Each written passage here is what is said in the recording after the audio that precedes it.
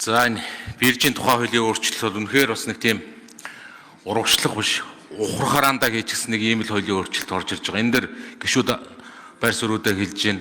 Би байнгын хороондорч бас байр суурьудаа хэлсэн. Нэмээд нэг зүйлийг бас асууж тодруулъя. Бас байр суурь илэрхийлье. Зөвхөн энэ бартер гэдэг үгний цаана зөвхөн нэг юм эдийн засгийн нэг арилжаа хуулиур гэдэг зүйл энд гарч ирж байгаа төдий биш ээ. Би бас энийг сангийн сайд байнаас хариулаасаа гэж хүсэж нэг асуулт авах гэдэг байгаа. Энэ өөрөө бартер гэдэг ингээд арилжаа юм шиг. Гэтэл энэний цаана улсын төсвөөр дамжиж хийгдэх бүтээн байгуулалтын гэдэг ажлыг төрийн өмчт компанитай гэрээлээд шууд хийх юм байна л да. Тэгэхээр эн чинь Монгол улсын хурлаар ордог, Монгол улсын нэгдсэн төсвөөр дамждаг, төсвөөр хийдэг энэ санхүү эдийн засгийн төсвийн тогтолцоог чинь нураах нь шүү дээ. Энд чи одоо төрийн өмчт компани бартераар нэг гэрээг хийлээ. Тэрийг очиж сургууль цэцэрлэгчл барьна энэ баахан юм одоо бүтээн байгуулалтын ингээд гоё нэртэй ажлуудыг хийчих. Гэтэл эн чинь төсвөөр орохгүй, улсын хурлаар орохгүй. Улсын хурлын тэр хөрөнгө оруулалтын хэсэгт суухгүй.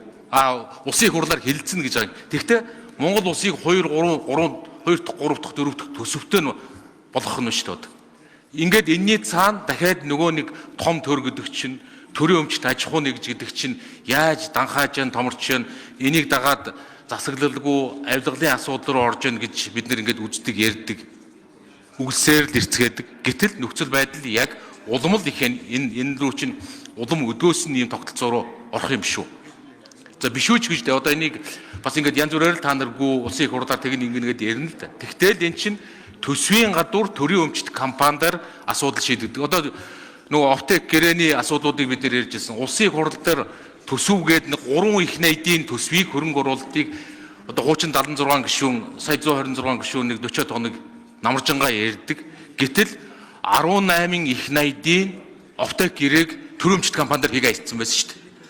Улсын төсвөөр ярьдаг хөрөнгө оруулалтаас 6-7 дахин ихийг төрийн өмчт компани захирлаар гарын үсэгт зургуулад улсын нууцтай аваад тэгэд энийг хөрөнгө оруулалтын ажил гой ажлуудад нэрлээд хийсэн. Яг л энийг ч одоо бүр ингээд тэр гарсан авилгалын схем, авилгалын сүлжээг чинь одоо нэг гой нэрийн дур яг хуульчлагдах гэдэг шүү дээ. Бүр ингээд хууль ёсны болгож төсвөөс гадуур, улсын хурлаас гадуур бүтээн байгуулалтын ажил нэртэйгээр санхүү эдийн засгийн тогтолцоог нураах. Ийм л хор одоо тийм үр дагавар өндөртэй ийм нэг гэрээний зүйл заалтал яриад ирнэ гэж бодож байна. Энэ дээр сангийн сайдыг бас нэг тайлбар өгөхийг хүсэж байна. Ийм юм байнамаа. Монгол улс нэг хүнд ноогдох газар нутгийнхаа хэмжээгээр дэлхийд нэгт. Нэг хүнд ноогдох байгалийн баялгаараа эхний 20-д. За гэтэл нэг хүнд ноогдох үндэсний орлогоороо 100-аас хойш байгаа. Энэ хоорондох зөрүү хаана байгаад байна вэ? Энийг бид нар эргэлтэнд оруулж чадахгүй хоцроод байгаа тал учир байгаа юм. Тэгэхээр бид жил ирэх тусам төсвөөс хамааралтай эдийн засаг, төсвөөс хамааралтай улс орон гэдгээ багасгая гэдэг энэ зарчим руу орж гисэн. Та бид цуг сууж байгаад энийг концепцээ шийдчихсэн. За тийм учраас бид газрын доор байгаа энэ түүхийдээ баялаг болгож ашиглах нь өнөөдөр бидний хамгийн том зорилго болж ирж байгаа. Тэгэхээр төсвөөс гадуур гэдэг ойлголтоо бид төсөвтөө энэ зэрэгцэх тэр түүхийдийг яаж баялаг болгох вэ? Төсвөөрөө бид нэр эмчнэрийнхаа цалин тавья, багш нарынхаа цалин тавья. Харин бүтээн байгуулалт энэ хөгжлийг урагшлуулдаг энэ том асуудлуудаа бид яаж ямар их усүрээр өөр боломжит ямар боломжууд вэ тэр болгоныг бид тодорхойлж хуульчилж байгаа л энэ. Их хурл өөртөө улмал итгэлтэй л болох ёстой шүү дээ. Бид энд хуульчилж байна. Хуульгүй байж болохгүй. Хэлцэх ёстой. Хуульчилж дүрмтэй болгож цаашаа яаж явах вэ гэдгээ тодорхойлох гэж байгаа. Баялагын солилцоо өөрөө шинэ харилцаа. Бидэнтэй ижилхэн байгалийн баялагтаа өнөөдөр бидний туулж байгаа энэ шийдэл хүлээсэн зовлонтой асуудлуудыг 20-30 жилийн өмнө туулаад өнгөрүүлсэн. За өнөөдөр тодорхой үр дүнд хүрсэн ийм тодорхой дэлхийн туршлагууд байна. Бид суралцах ёстой. Мууг нь хаяад сайн авч хэрэглээд эндээ одоо хөрсөн дээрээ буулгаад энэ дээрээ хилцээд их хурлаараа хууль болгоод цааш явах нь чухал. Хуульгүй явж болохгүй. Хууль болгож орж ирж байгаа ч өөрөө энэ маш чухал байхгүй. Бидний парламентын засаглалтаа энэ улс орны маань хамгийн гол одоо үндсүүл энэ.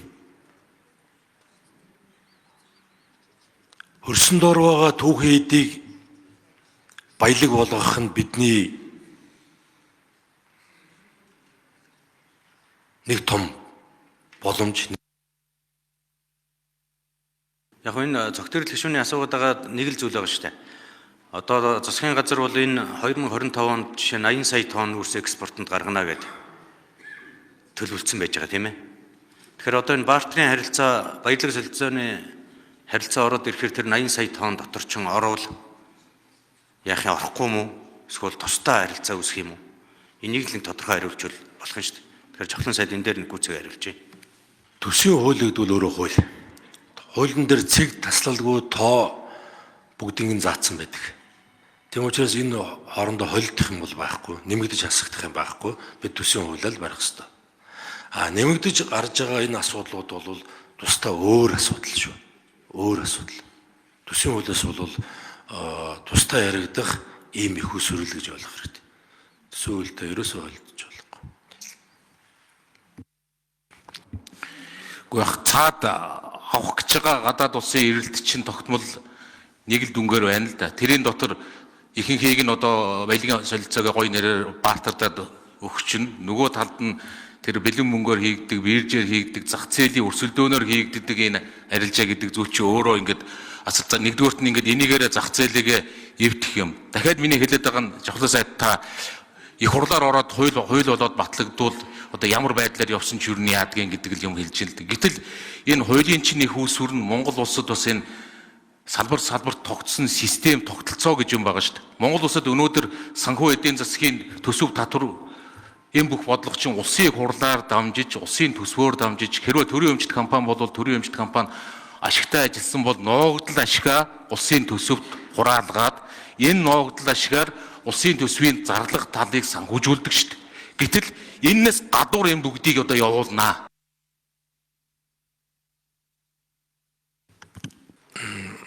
Цогцол шөнө ийм л юм байгаа юм л та. Одоо нэг хүнд ногд хүнсний орлого маань одоо нэг дөнгөж 7,000 гарч байна.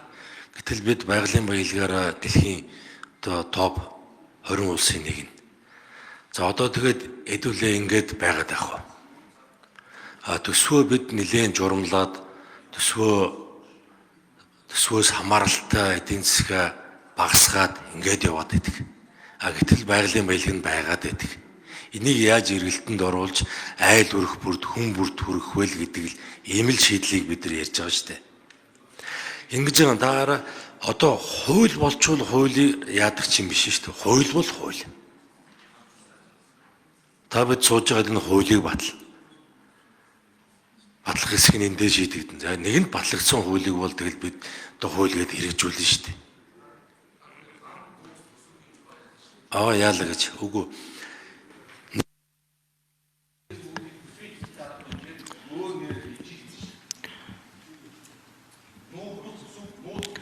За яг уу жавхлан сайдын зохицуулалт гишүүн болон ер нь гишүүдийн энэ асуугаад байгаа зүйл юу юм бэ гэхээр бидний гаргадаг нөөц боломж маань хэмжээтэй. Худалдан авагч талын худалдаж авдаг нь бас төлөвлөгөөтэй хэмжээтэй. Тэгэхээр бид одоо мөнгөөр зардаг зүйлээ дотор нь баялаг солилцоо гэж оруулж ирэхээр яг энэ хэмжээний дотор ч баригдахаар асуудал яах вэ гэдэг зүйлийг яриад байна л да. Тийм ээ. Жишээлбэл одоо гашуун сухад ганц мод хөлийн бомтоор гардаг экспортын бүтээгдэхүүний хэмжээ нэг тогтцсон байж байдаг. Хүчин чадал нь тэрэндээ нийцсэн байж байдаг. Ханги мандал, шивээ хөрөн, замын үүд, бичигт гэдэг. Одоо энэ булган тагшканы бомтоор гардаг хүчин чадлууд чинь яг л тогтцсон хэмжээтэй л байгаад байна шүү дээ. Тэгэхээр энэ хэмжээн дээр асуудал чинь тулаад мөнгөөр зардаг юм дотроо баялаг солилцоогоор зарсан юм чи орж ирнэ штэ л гэдэг асуудал хөндөгдөж гин гэсэн үг. Тэгээ энийг сайн бодож яана биз. Тэгээ би зүгээр яг хуу нэгэнт одоо засгийн газар энэ дэлхийн эдийн засгийн нөхцөл байдалтай холбоотой түүхийн эдийн үнийн уналттай холбоотойгоор биржээр зарж байгаа харилцаан дээр хүндрэл үүсэж байна. Үн унаад ирэхээр биржээр зарагдах нөхцөл улам бүр удааширж байна. Энэ нь өөрөө улсын эдийн засагт оныхоо төгсгөлд маш том сөрөг нөлөөлөл үзүүлэх эрсдэл бий болж байгаа учраас ийм одоо хуулийн өөрчлөлт хэрэгтэй байна гэдэг байдлаар яралтай гормоор энэ хуулийн төслийг өргөн барьж орж ирсэн. Тэр энэтэй холбоотойгоор бид одоо огт хилцэхгүйгээ буцааж болохгүй байхаа гэсэн байр суурь байгаа. А зүгээр хилцэх хэсгээ шийдчихэд улсын хурал дээр маш өргөн хүрээний ажлын хэсэг байгуулагдаад энэ гишүүдийн хөндөд байгаа асуудлуудыг улсын хурлын ажлын хэсгийн түвшинд засаад янзлаад шинэ гарцаа бий болгоод явах нь зөв байхаа л гэж бодож байна. Болохгүйгээ буцаачаар засгийн газар дээр өөр гарц байхгүй.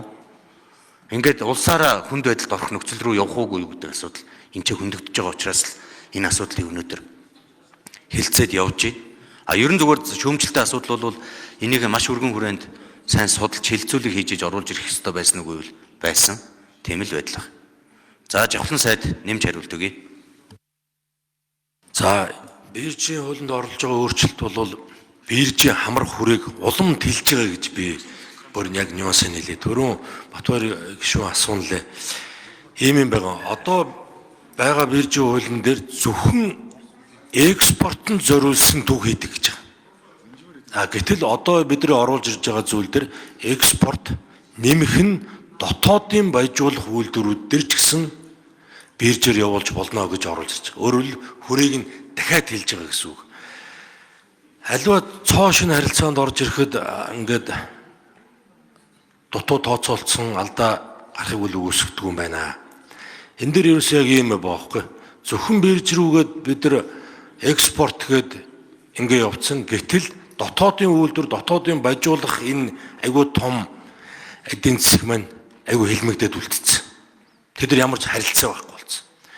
Тийм баяжуулаад экспортлоход экспортлж чадахгүй болчихдог. Одоо энэ харилцаагаар энэ одоо хуулийн өөрчлөлтөөр дотоодын дээр баяжуулах үйлдвэрүүд маань одоо биржээр тэр түүхийн хэдүүдээ аваад баяжуулаад экспортлоход бүрэн яг хуулийн боломжтой болж ирж байгаа. Тэгэхгүй тэнд ингээд нэг юм хар зах үүсчихэд байгаа байхгүй. Энэ айгуус иймэрхүү сул талуудыг энэ удаагийн өөрчлөлтөөрөө бид бүрэн зохицуулж байгаа. Тийм учраас биржийн тухай энэ удаагийн өөрчлөлт бол ухрах биш харин ч хүрээгийн тэлээд улам боловсронгуй болгоод за ингээд одоо хоцорчсон байсан, хэлмэгдсэн байсан тэр боловсруулах үйлдвэрүүдийг харин ч одоо түүхийдээ бүрэн ил тод худалдаж авах энэ нэг айгүй тодорхой хуучлагдж ирж байгаа гэж хэлье.